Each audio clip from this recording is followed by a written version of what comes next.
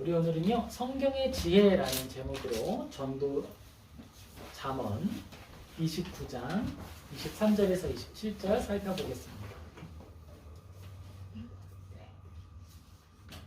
성경의 지혜라는 제목으로 잠언 29장 23절에서 27절 같이 보겠습니다. 한 목소리로 함께 읽겠습니다. 사람이 교만하면 낮아지게 되겠고 마음이 겸손하면 영예를 얻느니라. 도둑과 짝하는 자는 자기 영혼을 미워하는 자라. 그는 저주를 들어도 진술하지 아니하느니라. 사람을 두려워하면 올무에 걸리게 되거니와 여호와를 의지하는 자는 안전하리라. 주권자에게 은혜를 구하는 자가 많으나 사람의 일의 작정은 여호와께로 말미암느니라. 불의한 자는 의인에게 미움을 받고 바르게 행하는 자는 악인에게 미움을 받느니라. 아멘. 잠언은요 하나님의 말씀 중에서 지혜, 그러니까 우리가 살아가는 삶의 지혜에 대한 말씀을 정리해 놓은 거예요. 혹자는 이렇게 이야기합니다. 우리 성경 주석을 보면 주석이라는 건 성경을 어떻게 해석할 것인가 이걸 우리에게 알려주는 어떤 도움되는 거예요. 우리가 학교 공부를 하다 보면 초등학교 때는 무엇을 쓰냐면 전과라는 걸 씁니다. 전과, 그렇죠? 문제를 풀다 보면 잘 안 풀리는 부분에서 풀이 과정을 알려주거나 내가 문제를 풀었는데 이게 맞는지 아닌지 정답을 확인하는 데 필요한 게 바로 전과죠. 근데 이 전과를 잘못 사용하는 방법이 있어요. 뭘까요? 전과를 잘못 사용하는 건요. 학교에서 숙제를 내려거든요. 숙제를 내줘요. 무슨 숙제 내줄까요? 수학 익힘책을 풀어오라. 이렇게 해요. 수학을 익혔대요. 잘 익힘책, 그쵸? 근데 내가 안 풀고 전과를 보고 답을 써가면 숙제를 하는 건가요? 아니죠. 전과가 의미 있게 쓴 건가요? 전과 한 돈이 되게 비싼데 그거를 맨날 답을 그냥 쓰는 데만 쓰면은 제대로 쓰는 거예요? 아니죠. 그럼 언제 어떻게 써야 돼요? 머리 떼요. 정답입니다. 문제를 풀어보고 막혔을 때, 그쵸? 문제를 만났는데 이 문제가 나한테 해결이 안 돼. 그때 어디로 가는 거예요? 전과 앞으로 가는 거예요. 잠언도 마찬가지입니다. 이 잠언이 우리의 모든 상황 속에 항상 답을 주느냐? 예, 답을 주는데요. 이 답을 그냥 내가 읽고 암기하고 있다 그래서 내가 지혜로운 삶을 살아지는 게 아니에요. 먼저는요, 내가 내 삶 안에서 고민해야 됩니다. 고민해야 되고요, 문제와 씨름해야 되고요, 내가 그 안에서 땀을 흘려보고 눈물을 흘려봐야 돼요. 눈물을 흘리고 땀을 흘려보고 그 다음에도 도저히 답이 안 얻어질 때 어디로? 잠언 앞에 가서 열어보는 거예요. 그때 잠언의 말씀이 우리의 마음의 위로가 되고 또 하나님의 힘으로 다시 한 번 더 나아가는 원동력이 되는 것입니다. 이 안에서 위로 얻는 우리 모두 되기를 예수님의 이름으로 축복합니다. 네, 우리 23절 같이 읽겠습니다. 사람이 교만하면 낮아지게 되겠고 마음이 겸손하면 영예를 얻느니라. 아멘. 자, 이 말씀을 우리가 정답으로 먼저 받았다고 생각을 해봅시다. 정답으로 가졌어요. 그러면 어떻게 될까요? 그래, 교만하면 안 되지, 사람이. 그래, 나는 교만하지도 않고 나는 잘못한 것도 없어. 난 역시 괜찮은지도, 내 믿음 괜찮을 수도, 나 어쩌면 바울보다 나을지도, 이렇게 생각을 하는 거예요. 답을 얻었으니까, 난 답을 가지고 있으니까 다 풀어 아는 것 같죠. 자, 그런데 그렇게 살아갈 때 우리 삶에 문제가 없습니까? 아니죠. 우리가 설교 말씀을 들어보면요, 내가 한 2, 3년 전에 들어본 설교가 기억날 수 있어요. 또요, 내가 신앙생활을 오래 했으면요, 이 설교, 이 본문 어디서 들어봤어요? 초등학교 수련회, 중학교 수련회, 언제 어떤 수련회나 설교가 한 번씩은 걸려 들었던 설교들이라고. 근데 그게 오늘 나에게 새 힘이 되는 이유는 뭐예요? 그때에는 없었던 고민이 있었고, 그때엔 없었던 삶의 충돌이 있었고, 그때엔 없던 고뇌와 무게가 나의 삶에 있기 때문입니다. 그래서 우리는 하나님의 말씀을 늘 새롭게 읽을 수 있고, 늘 새롭게 읽어도 배움을 얻을 수 있다라는 거예요. 그게 아니라 그러면 이 성경 뭐처럼 반복해서 읽고 여러 번 읽습니까? 성경 1년 1독을 할 게 아니라 30년 1독으로 해서 한 번에 하나씩 제대로 읽어야죠. 그렇죠? 그러면 글자 수도 몇 개 안 읽어도 될 거예요. 30년 동안 한 번만 읽으면 되니까. 근데 그게 아니잖아요. 읽고 또 읽고 또 읽어서 무엇을 하겠다는 거죠? 문제가 찾아왔을 때, 문제가 풀리지 않을 때, 내가 잘못된 풀이 과정을 향해 나아가고 있을 때 아차차 이 풀이 과정이 아니었지, 다시 수정하고 올바른 답으로 나아가기 위해서 성경을 계속 살핀다라는 거예요. 우리가 교만하면 낮아지게 되겠고 라고 하는 말씀이 우리에게 은혜가 되는 때는요, 내가 교만한 때예요. 내가 살아보다 보니까 알지 못하던 때에 목이 빳빳해졌어요. 하나님이 나에게 은혜를 주셨거든요. 하나님이 나에게 재능을 주셨어요. 내가 공부했더니 찍었는데도 다 맞아. 100점을 받았어요. 그럼 내 실력인가?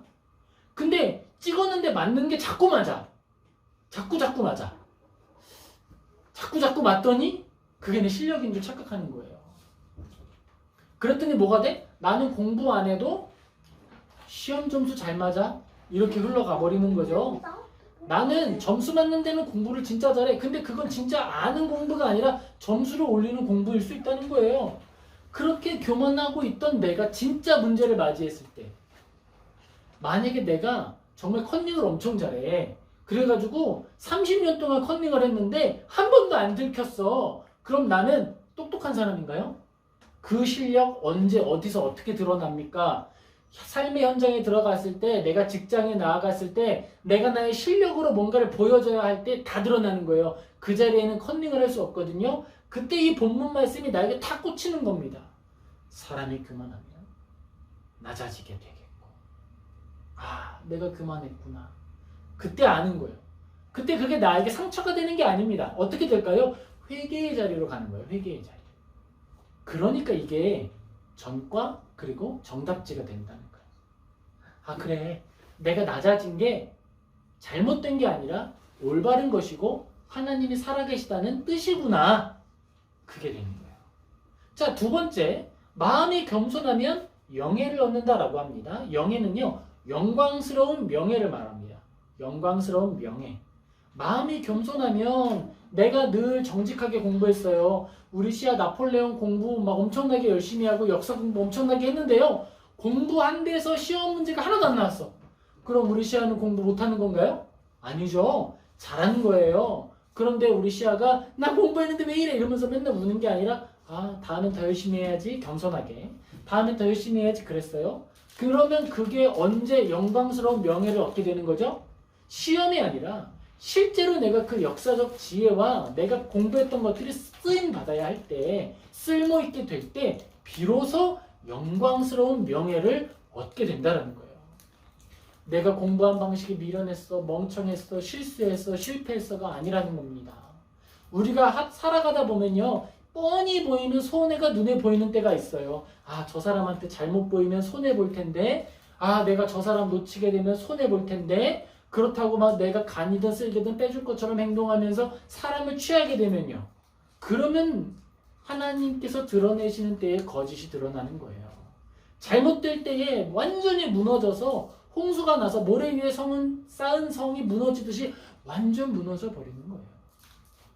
그러나 우리가 하나님을 의지할 때, 내가 걸어가야 할 길들을 온전히 걸어갔을 때, 그러면서도 나에게 닥쳐오는 상황들 속에서 겸손할 때 잠언이 우리를 위로하는 겁니다. 심지어 아직 그 위로가 오지 않았을 때라도 이 정답지가 벌써 우리를 한 번 위로하는 거예요. 그리고 하루 더 겸손할 수 있는 힘을 주는 거예요. 그래, 낮아지는 게 잘못된 게 아니지. 내가 공부한다고 항상 그게 시험 문제에 나오면 이상하지. 그래, 하지만 난 또 열심히 해야지. 그렇게 걸어갈 힘이 된다는 거예요.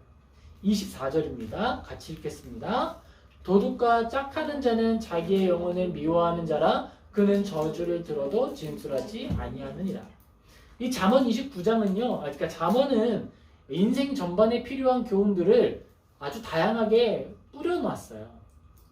마치 모래사장에 모래들이 흩어져 있는 것처럼 삶의 전반에 다양한 영역에서 필요한 지혜들이 잠언에는 흩어져 있습니다. 그래서 주석하는 방식엔 두 종류가 있어요. 하나는 장과 절을 따라서 순서대로 의미를 이해하게 해주는 주석하는 선생님도 계시고요. 또 어떤 분들은요, 이 잠언을요, 채를 쳐서 걸르듯이 이건 어떤 법에 대한 것, 정의에 대한 것, 삶의 지혜, 결혼생활, 부부생활 이렇게 모아서 이야기해 주는 것도 있어요. 친구는 어떤 친구를 사귀어야 하는가 그런 것들에 대해서도 분류하기도 합니다. 근데 우리는 오늘 이 단락 속에서 나의 삶이 어떻게 살아가야 하는 것인가 라고 하는 교훈을 얻고자 하는 거예요. 23절과 24절은 하나의 방향성을 가지고 있습니다. 내가 외부를 향하여서 바깥을 향해서 살아갈 때 어떤 태도와 자세로 살아가야 하는가 라고 하는 틀을 형성해 주는 거예요. 먼저는 교만하지 말아야 한다. 마음에 겸손해야 한다 라고 이야기합니다. 그리고 또 하나 도둑과 짝하지 말아라. 도둑과 짝하는 건 무슨 사람이다? 영혼을 미워하는 사람이다. 그는 저주를 들어도 진술하지 않는다. 이렇게 이야기합니다. 속죄를 필요로 하는 죄를 밝히는 일에 대하여서 올바르게 말하지 않는다라는 거예요. 이 말은요, 내가 해야 할 말, 나에게 손해가 되더라도 내가 해야 할 올바른 말에 대하여서 입 꾹 닫고 침묵함으로 가만히 있음으로 내 이익을 취하려고 한다는 거죠. 이 말을 하면 이 말을 해야 되는 줄을 내가 확신하고 있어. 그런데 입을 꾹 닫고 가만히 있어서 뭘 하는 거예요? 도둑들하고 짝꿍하길 원하는 거예요. 자, 만약에 시아가 친구랑 꽃시마켓에 갔어요. 근데 친구가 가방에 막 쓸어 담고 있어요. 그러면 뭐 어떻게 해야 돼요? 왜 쓸어댔냐고 물어봐요? 주인 아저씨한테 가서 이야기하든지 친구한테 가서 이야기하든지 말을 해줘야 되겠죠? 그런데 난 이 친구랑 친구하고 싶어. 난 이 친구를 놓치고 싶지 않아. 그래서 가만히 있어. 그럼 어떻게 되는 거예요? 도둑하고 짝하는 자가 되는 거예요. 도둑하고 짝꿍이 되는 거예요. 그러지 말라고 성경이 이야기하는 겁니다. 내가 그걸 이야기하면요, 이 친구가 나를 미워하겠죠. 이 친구가 나를 싫어하겠죠. 내가 손해를 볼 거예요. 그래도 그 일을 해야 한다라는 거예요. 나에게 손해가 되는 일이라도 그것이 밝혀야 할 진실이라면 그 진실을 드러내야 한다. 또한 다른 이에 대한 진술, 이 사람이 내가 이 사람한테 100만 원을 빌렸습니다. 이 말을 다른 사람이 물어보지 않았다라고 해서 이야기 안 하면, 내가 돈을 빌렸는데 이 친구가 모양을 멀리 떠났어. 근데 이 친구의 가족이 너무 힘들어요. 살기가 너무 힘들어. 그래서 돈을 빌리러 와, 나한테 50만 원만 빌려달라고. 그런데 이 가족은 내가 돈을 이 가족한테 빌렸다는 걸 몰라. 그럼 말을 해줘야 돼, 안 해줘야 돼? 나에게 손해가 되더라도 드러내고, 이건 내가 빌려주는 게 아니라 빌려준 돈을 갚는 겁니다 라고 내어줘야겠죠. 바로 그런 이야기를 하는 거예요.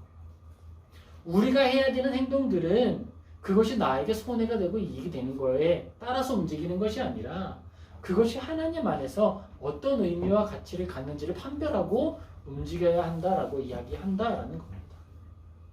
세상을 살다 보면 세상의 지혜는 그렇게 말하지 않는 게 너무 많아요. 세상이 우리에게 알려주는 건요, 지혜로우라고 이야기하면서 손해보지 않는 방법만 이야기합니다. 근데 성경은 달라요. 손해보는 방법을 이야기합니다. 그런데 손해를 보는데 분명한 목적이 있다는 데에 차이가 있는 거예요. 우리가 손해를 보는 이유와 목적이 뭘까요? 그건요, 사랑하기 위해서, 그리고 하나님의 뜻을 이 땅에 드러내기 위해서 그런 거예요. 성경은 이야기합니다. 하나님의 나라와 그의 의를 먼저 구하라. 그리하면 모든 것을 너희에게 더하시리라. 우리 이 말씀을 들었어요. 그럼 이 말씀 앞에서 우리는 어떤 기준과 또 무엇을 우선순위해서 움직여야 할까요? 우리가 아는 걸 그대로 실현을 해야죠. 하나님의 나라와 그의 의를 위해서 내가 무슨 일을 할 수 있을까? 내가 가지고 있는 재능, 은사, 기회들, 이것들을 통해서 뭘 할 수 있을까를 먼저 고민하고, 그 고민에 따른 방법으로, 도구로서 우리의 직장을 취하거나 또 내가 가지고 있는 꿈을 사용한다거나 꿈을 그리거나 하는 방법으로 걸어가야 한다라는 거예요. 그런데 우리는 알고 있는데 아는 건 아는 거고 실현을 다르게 하죠. 제가 이 오늘 본문을 준비하면서 성경의 지혜라는 말을 했습니다. 왜 이렇게 준비를 했느냐? 그런 거예요. 성경은 분명히 이야기하거든요. 전과는 답을 알려주고 있어요. 내가 전과에서 답이 뭔지 알았어요. 근데 수학 익힘책, 그 문제집에 답을 안 써. 그러면은 제대로 된 채점을 하는 거예요, 안 하는 거예요? 내가 답을 풀었습니다. 나는 5라고 하는 답을 썼어. 근데 전과에는 정답이 7이래. 그럼 나는 맞은 거예요? 틀린 거예요? 틀렸죠. 근데 그 틀렸다고 표시를 안 하고 맞았다고 표시를 해요. 그럼 돼요, 안 돼요? 전과를 잘못 쓰고 있는 거죠. 성경을 잘못 쓰고 있는 거죠. 우리의 삶이 그럴 수 있다는 겁니다. 성경은 분명히 7이라는 숫자를 쓰라고 우리에게 가르쳐 줬는데 나는 내 욕심상 7이 아니라 1을 쓰고 싶고 내가 쓰고 싶은 답을 쓰고 싶고 해바라기라고 하는 답을 쓰고 싶은 거예요. 문제와 전혀 상관없는 답을 내 마음대로 쓰고 싶은 거예요. 그리고 채점도 내 마음대로 하고 싶은 거예요. 그거는 성경의 지혜를 따르는 게 아니라는 겁니다. 성경의 지혜가 진짜 지혜가 되기 위해서는 나의 채점 도구로서 온전히 기능해야 되는 거야. 내가 맞았으면 동그라미, 틀렸으면 틀렸다고 X. 너 하나 틀리면 한 대씩 맞아? 그러면 틀린 걸 지우고 답을 수정할까요? 아니죠. 올바른 답이 아닌 거에 대해서 내가 손해가 되더라도 바르게 채점을 해야 다음에 문제를 풀었을 때 올바로 풀을 수 있는 거예요. 아, 하나님 제가 교만했습니다. 하나님 회개합니다. 아, 하나님 제가 잘못 믿었습니다. 회개하겠습니다. 교만하면 낮아지게 되겠고 마음이 겸손하면 영예를 얻으리라. 내가 잘못된 정답을 썼다라고 하는 걸 채점해야 회개하고 돌이키고 변화될 수 있는 거예요. 그게 아닌 사람에게는 애초에 성경이 지혜로운 책도 아니고 성경에서 무엇을 얻을 수도 없고 그들은 성경은 있으나 믿음이 아닌 삶을 알아서 살아가는 게 되는 거예요. 저는 그런 모습을 목회자로서 많이 보는데 너무 안타깝습니다. 특별히 그런 걸음은요. 성도들이나 학생들뿐만 아니라 목회자도 그런 걸음을 걸어요. 성경의 부흥은 무엇이라고 말하느냐? 성경의 전도는 무엇이라고 말하느냐? 전도가 내 교회에 나오는 게 무조건 전도인가요? 아니거든요. 근데 우리는 막 옆교회랑 경쟁하려고 하고요. 싸움하려고 그러고요. 어떻게든지 옆교회 성도들 나한테 데려오려고 하고요. 그러면 하나님이 역사하십니까? 안 하시지요. 할 수가 없죠. 그게 말이 아닌데? 올바르지가 않은데? 그럼 어떻게 행동해야 합니까? 정답지에 써있는 대로 행동을 해야죠. 정답지에 써있는 대로. 복음을 전한다는 건 예수님을 전하는 거예요. 그렇죠?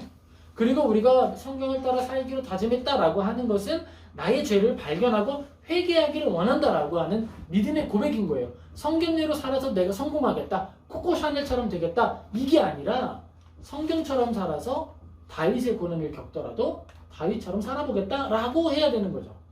성경대로 살아서 요셉처럼 억울한 일을 당하더라도 나는 요셉처럼 견디겠다라는 마음을 갖는 게 성경대로 산다는 거예요.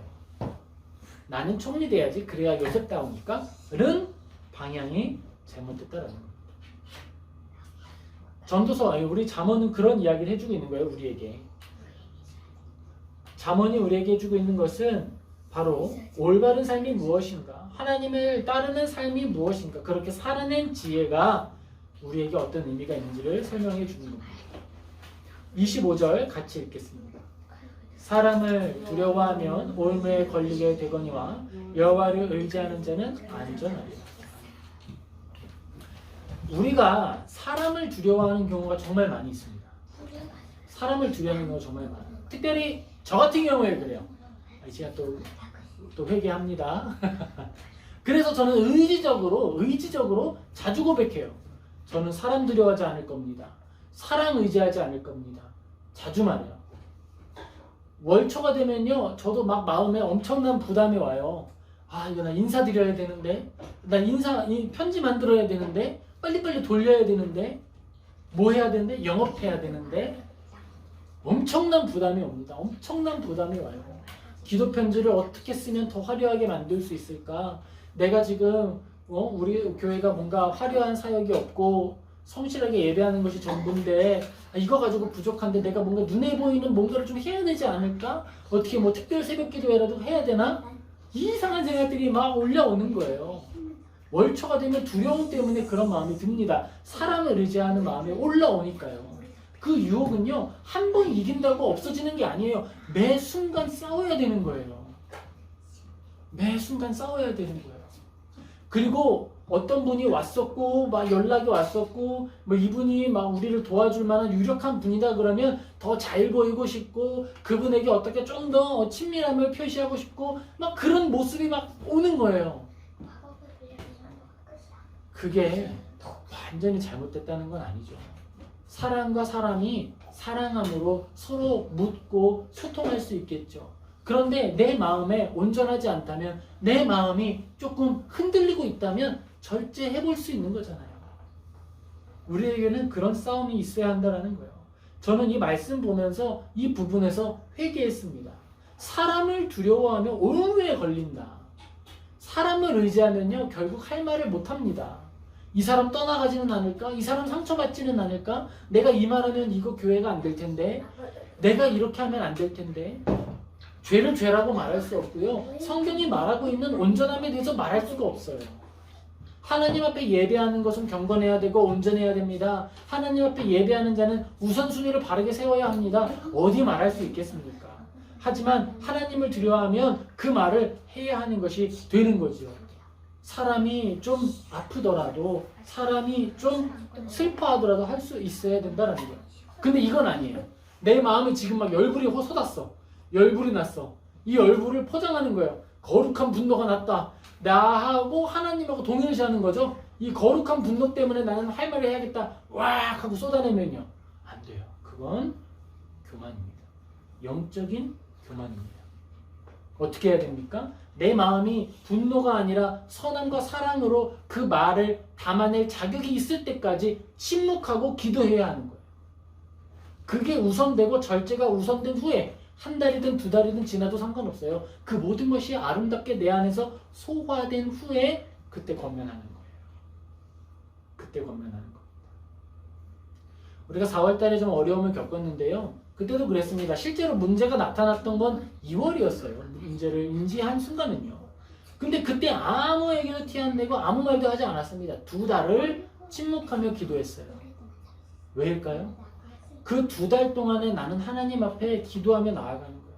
내가 사람 두려워하고 있습니까? 내가 뭘 두려워하고 있습니까? 혹시 내가 내 감정에 휘둘려서 이야기하려는 마음 가지는 건 아닙니까? 하나님 알려주세요. 도와주세요. 2달을 침묵하는 거예요. 그리고 그 2달 후에 우리 선배 목사님께 연락해서 여쭈어보고 방향을 잡는 거예요. 바로 그런 겁니다. 우리의 삶이 그런 거예요. 빠른 선택이 아니라 올바른 선택을 위해서 더디 가더라도 한 걸음 한 걸음씩 갈 수 있다는 거예요. 중요한 건 뭐예요? 성경에 나타내고 있는 정답이 나의 정답이 되도록 써야 한다는 거예요. 26절입니다. 주권자에게 은혜를 구하는 자가 많으나 사람의 일의 작정은 여호와께로 말미암느니라. 주권자에게 은혜를 구하는 자가 많대요. 하나님께 은혜를 구하는 사람이 많다는 겁니다. 하나님 도와주세요. 우리 부흥하게 해주세요. 우리 잘되게 해주세요. 화려한 사역하게 해주세요. 나 성공하게 해주세요. 루이비통 같은 기업이 되게 해주세요. 막 말을 해요. 말을 하는 건 많다는 거예요. 그런데 하나님의 일의 작정은 여호와께로 말미암는다. 하나님이 그 모든 주권을 가지고 계신다라고 성경은 이야기한다라는 겁니다. 무엇이 차이일까요? 하나님이 말씀하셨죠. 그의 나라와 그의 의를 먼저 구하여라. 그리하면 이 모든 것을 너에게 더하여라. 근데 어떤 사람들은 많이 구하는데 어떻게 구한다는 거예요? 하나님 무조건 달라만 하는 거예요. 하나님의 뜻은 상관없고요. 묻지도 않고요. 생각도 안 하는 거예요. 나 성공시켜 주시면요, 헌금할게요. 1억. 나 성공시켜 주시면 잘하겠습니다. 어떻고. 그게 아니라는 거죠. 문제의 시작으로부터, 방향성의 준비로부터 하나님으로부터 시작해야 한다라고 이야기하는 거예요. 목회자에게, 우리에게 적용하는 건 뭐가 있을까요? 교회인 우리에게는 어떻게 적용해야 할까요? 우리 교회가 하나님의 나라로서 어떤 기능하기를 원하는가라고 하는 기도 제목이 먼저 있어야겠죠. 내가 살아남기를 원합니다가 아니라 내가 살아남아야 할 필요성이 무엇일까? 지금 우리를 이곳에 보내신 하나님의 뜻이 무엇일까? 헤아리며 고민해야죠. 그게 없으면 하루를 더 살고 1년을 더 산들 그게 무슨 유익이 있겠습니까? 아무런 유익이 없는 거예요. 아무런 유익이 없는 겁니다. 성경이 말하고 있는 방향성과 지혜를 따라 걷기로 소망한다면, 하나님께로부터 오는 돌봄 얻기를 원한다면 성경의 지혜를 따라야죠. 성경이 말하는 순서를 따르고 성경이 말하는 방향대로 걸어야 성경이 말하는 목적지로 갈 수 있는 것 아니겠습니까? 성경은 오른쪽으로 가라 그러는데 나는 왼쪽으로 가고 싶으니까 자꾸 왼쪽으로 간다 그러면 그렇게 가면서 오른쪽에 있는 아름다운 금은 보아 그 열매들이 나에게 있기를 원한다 그러면 말도 안 되는 것 아니겠습니까? 27절에 이렇게 기록이 됩니다. 불의한 자는 의인에게 미움을 받고 바르게 행하는 자는 악인에게 미움을 받느니라. 이 말씀은요, 그 두 개가 조화롭게 있을 수 없다라고 이야기하는 거예요. 사실 우리에게 주어진 선택지는 두 가지입니다. 하나님의 뜻을 두고 그 다음에 나의 선택을 그 위에 맞춰갈 것이냐, 나의 뜻을 먼저 두고 거기에 하나님의 뜻을 끌어다 붙일 것이냐, 차이가 있는 거예요. 이 둘은 같이 갈 수 없습니다. 우리 모두 이 시간 기도할 텐데요, 기도할 때에도 그런 마음 가졌으면 좋겠습니다. 하나님을 끌어다가 나의 이유로 만들어내는 것이 아니라 내가 하나님의 이유 되고 하나님의 마음이 닿는 곳에 내가 흘러가기를, 하나님의 손이 있는 곳에 내가 가기를 소망하는 저와 우리 모든 성도님 되시기를 예수님의 이름으로 축복합니다. 하나님, 우리 같이 기도하겠습니다. 아버지 하나님,